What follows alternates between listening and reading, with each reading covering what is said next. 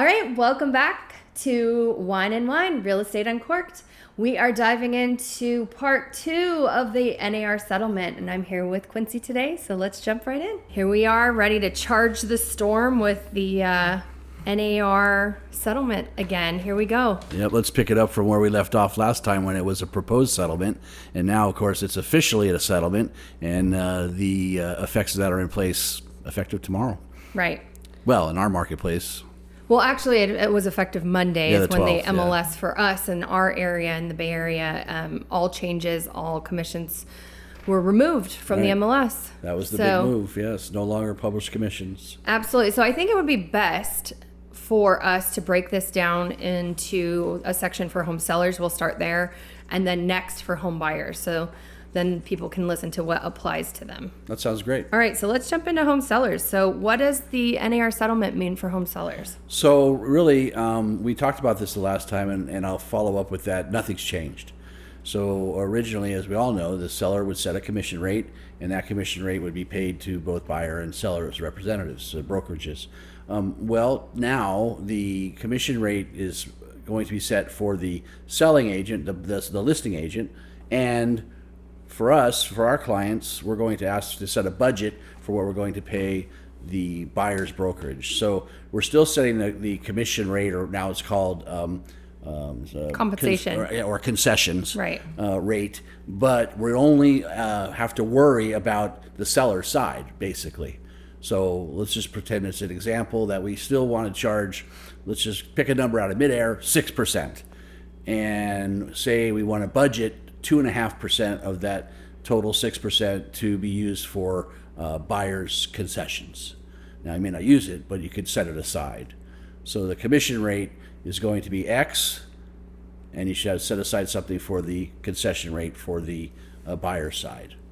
Okay, so what we're focusing on, though, when we get into contract is what? Obviously, the bottom line. Mm-hmm. Absolutely. That's why I say we budget for what the buyer's concession will be. So we're going to get into this second, what the buyer side looks like. So we don't know what the buyer's brokerage is going to be paid by the buyer or by us or by seller or by anybody. We don't know what that is. We're going into that blind when we take a listing agreement. So in the past, the seller has known right out of the gate they're paying, again, pulling a number out of air, 6% here. Correct. They know that regardless of whoever comes into this property, I'm paying 6% in commissions. Total commissions, correct. Now it's a variable number, but I know the max I'm going to pay or willing to pay is X, and it all depends on what's negotiated through what the buyer's offer that we decide to move forward with. Correct. So yeah, X is the number that you agree on, and X can be just the listing side too. You can say I'm going to pay, pretend 3% to the listing side, and I'm not paying anything to the buyer side. Buyers pay it all. Okay, well, let's dive into that a little bit. Why would someone do that? Well, I don't think that I would be advising any of our clients or people that we represent to do that. Right. Buyers are typically, especially in our marketplace, coming in with pretty much every dime they have to buy a house. Especially in the Bay Area. Especially in Silicon Valley, yes. So when you offer 0 to the buying side, the buyer would have to compensate their agent or their brokerage. Right, which I would imagine would be very difficult for most buyers to do. Right, because in the existing model that we have where the commissions are lumped into the sale, that piece can be financed. So let's just pretend we say we're going to pay 2.5% concession to the buying side.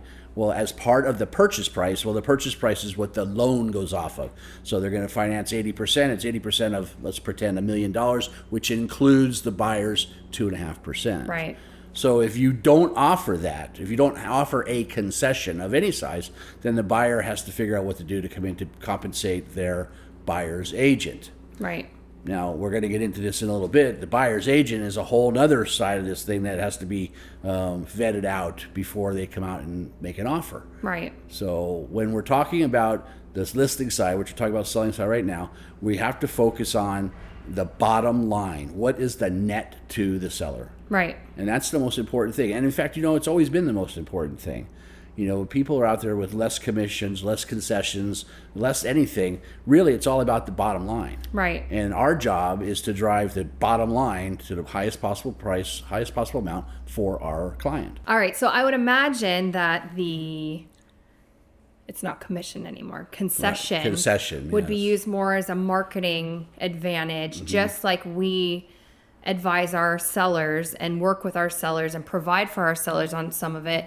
The high-end marketing, video, all the things that we do with social Correct. and staging Correct. and all the things. So the concession piece of it will fall right in line with that. Sure. As to the focus in highlighting the property, showing its best, so that our bottom line is the most, right? Right. So, And consider the concession piece, the compensation that the seller would be willing to offer to the buying side as part of an inducement to come see their home too. Right. Because let's just pretend you're a buyer and you can't afford to come in with the money to pay the buyer broker. You have to get paid. The broker has to get paid by the seller's Right. concession.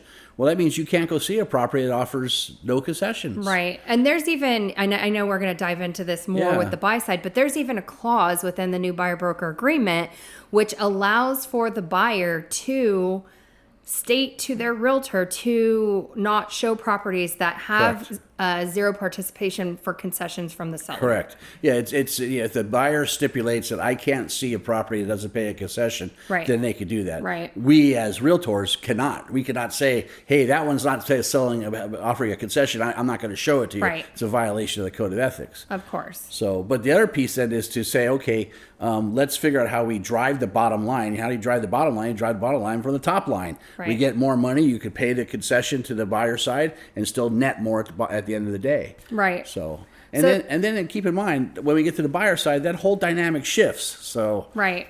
And so it's funny because this whole thing was really to bring transparency.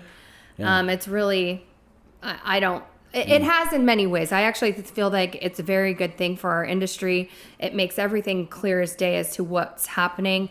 If anything, I think it's benefited the sellers the most because in all cases, even if they budget for the 6%, oftentimes they're probably not going to pay the full amount to the buyer's agent. And it's all based on the buyer's agent ability to negotiate I don't want to say their worth, but it's their value proposition. That's correct. So yeah, it can be an advantage to sellers. And it certainly, as far as the intended goal of it being more transparent and more fair to people, I believe it's about as transparent as mud, and it's not fair to anybody. We had an organized marketplace where everyone knew what was going on. And by the way, that piece was always negotiable. Right. The seller could say, I don't want to pay, let's just say 2.5%. Okay, you don't have to, but of course, everyone wanted to be in competition with everybody else that was paying that number. Right. So they would stay there. So in a way, it was organized enough that, okay, they're paying 2.5, we better pay 2.5. Now it's like, let's budget 2.5 because we don't know what everybody's paying yet. Right. So it's definitely going to shake out our industry in many ways. Right. The first way it's going to shake out our industry, of course, is how professionals like ourselves stand up in front of our clients and explain what is going on. Because quite frankly, everyone's listening. I've had a dozen friends say to me, how are you guys going to get paid now? You can't charge a commission anymore. Right. So there's a huge misunderstanding of what's going on. And in fact, there was a study that was taken that showed about 60% of the people didn't even know the settlement existed. So it's I had an open house this last weekend, and there was many people that were, first of all, I don't think anyone was clear. Yeah. Like you said, it's transparent as mud. About as transparent as mud. But in addition to that, there is either a large percentage that didn't even know anything about what was happening. Mm-hmm. There's a huge percentage that just thought we're no longer getting paid, which that's funny. Yeah. So, I think that this is very important in explaining the fact that, there are changes that are happening. You really just need to align with people that understand the changes, and it's probably going to shake out some of the mud. Oh, there's absolutely going to shake out our industry. And, again, it's being able to articulate to our clients, our sellers, and then when we're talking about our sellers right now, the value of what's going on and how to best position themselves to drive the highest possible price for their property in the shortest amount of time with the least inconvenience to them, and that'll give them the highest bottom line. Exactly. Perfect. Well, I think we covered the sellers Yeah. quite well. I think if there's any additional questions, people should just definitely come directly to us. We have... And I want to make it clear that, we are open to these kinds of conversations. This is a total learning opportunity for everybody, even for us, to be able to understand the questions that we may not be thinking of, that you, the consumer, might have, that we're not even thinking of yet. Right. So it's all going to come out. So let's dive into home buyers. Yeah, your specialty.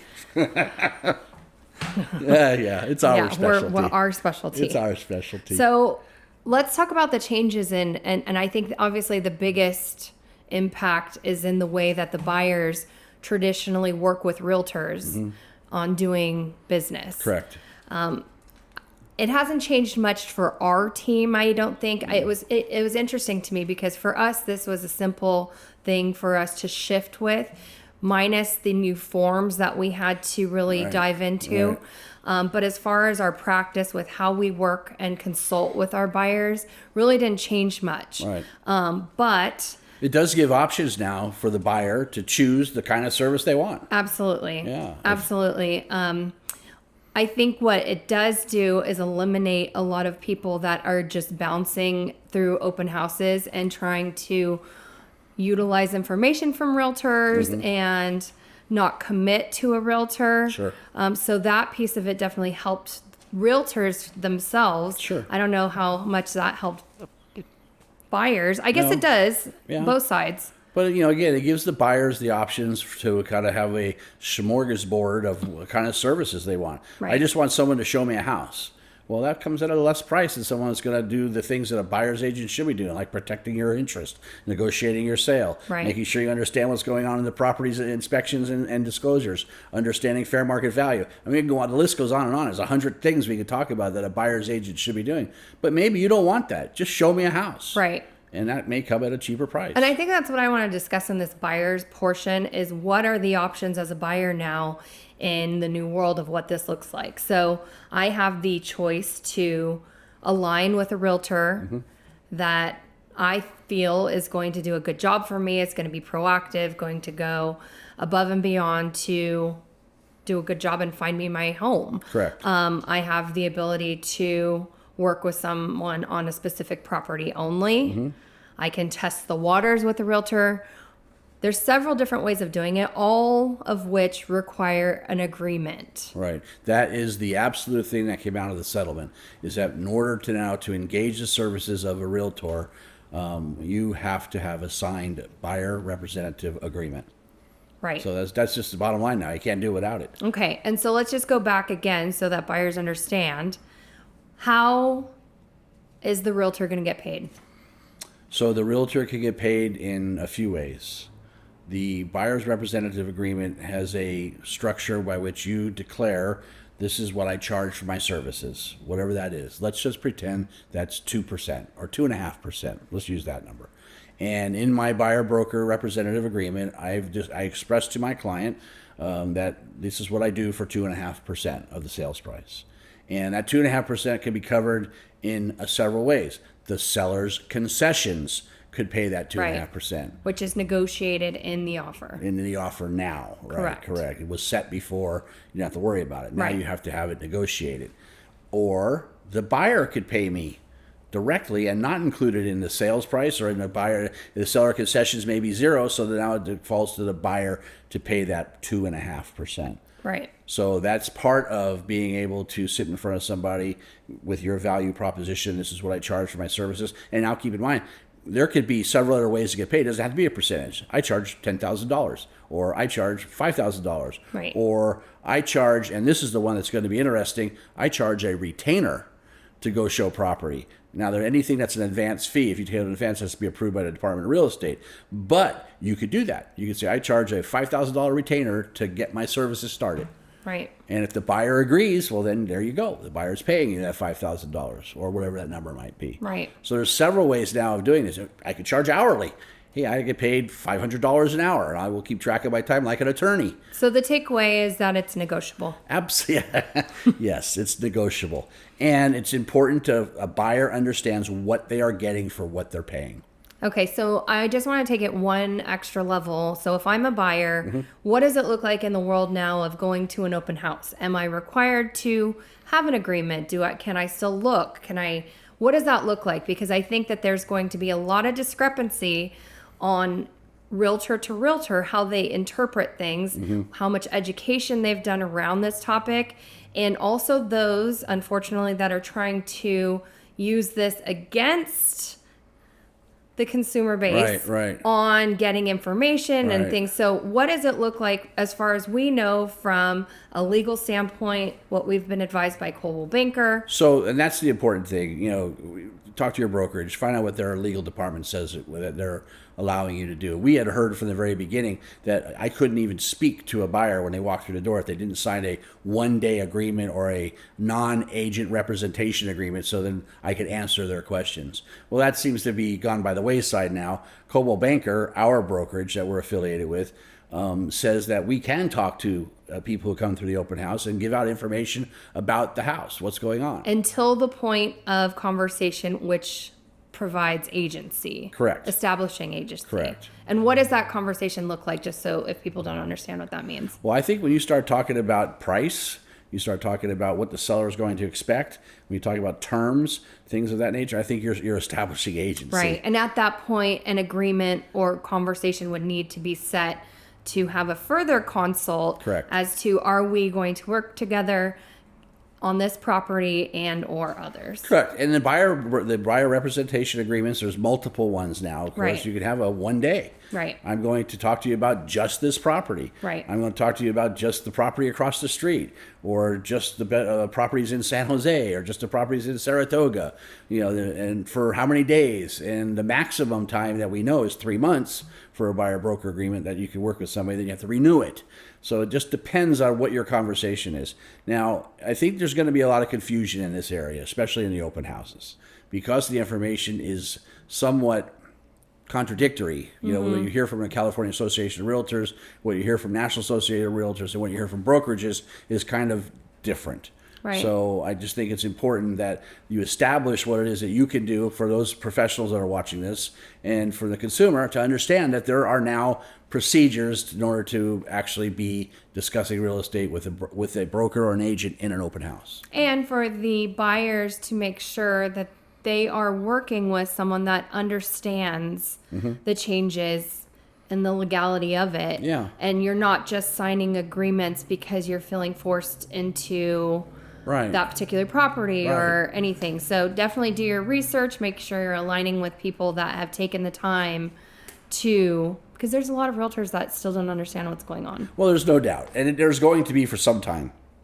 Our first foray into this new world was just the other day, Wednesday, when we had 9 offers, and 8 of them did not fully understand or had to be helped to comply with what the new regulations are. Right. So, and I'm sure that's going to be for a while. It is. And there's going to be realtors that never comply. That's correct. Until they're fined heavily. Or sued. I mean, that's the other thing. I think it's very, the National Association of Realtors settlement agreement has opened up a huge opportunity for people to start looking at our practices and saying you're not following the procedures, and they're going to have to take legal action. Right. It's really going to be a dangerous, little bit of a wild west. But the other side of this coin, what you were talking about a minute ago, is that, okay, I want to work with you, but I don't really know if I want to work with you. So let's just date a little bit. Let's just sign an agreement to show me this property.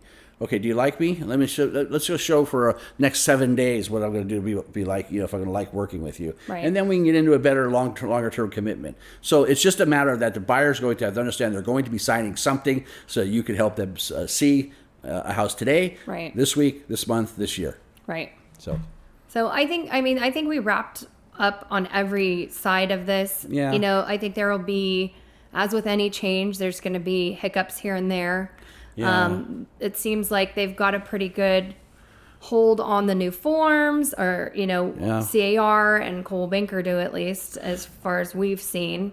I think the most important thing that I think everyone needs to hear is that real estate is still a relationship business. Right. And you have to establish relationships. And that's really what's going to come down to now is how with the relationship you establish with your agent. You're either going to, use them for a day and spit them out, or you're going to actually do what people would like. Hopefully no one does that to me. But do what you like and develop a relationship that's based on values. It's based on, the performance, and it's based on expectations and goals that you all agree to. And I don't think that's any different. Right. It's just understanding who's going to pay it. And I think one layer further than that, in addition to the client to realtor, it's a realtor to realtor business as well. Absolutely. So the ones that are committed long term to serving their clients and serving this industry are going to really shine through changes like this, as we've seen with other changes in the past. Yeah. So I think all in all, it's a great move. We're all charging forward into the storm, and I don't really see the storm. I think that, I wrote my first offer the other day, and I made sure that I did it correctly. That's right. And had submitted all the proper additional forms. That's conversations correct. That's right. with my clients. And I think it all made a lot of sense. And there was definitely not a point where there was nothing that wasn't clear. Yeah. And again, that was the whole point, right? Correct. So that's the transparency yeah, piece. the transparency is definitely accomplished a bit. Yeah, the mud is still there, but the mud is there because the person that hasn't been explained to what's going on. And once you explain what's going on and how to walk through it, how to walk through this minefield, you'll find that there's safety in dealing with folks like us. Yep. All right. Thank you so much for joining our podcast today. Our commitment to our clients, as always, is serving our clients, managing change, and offering the best information out there to support their real estate goals. So thank you again for joining us, and we look forward to next time.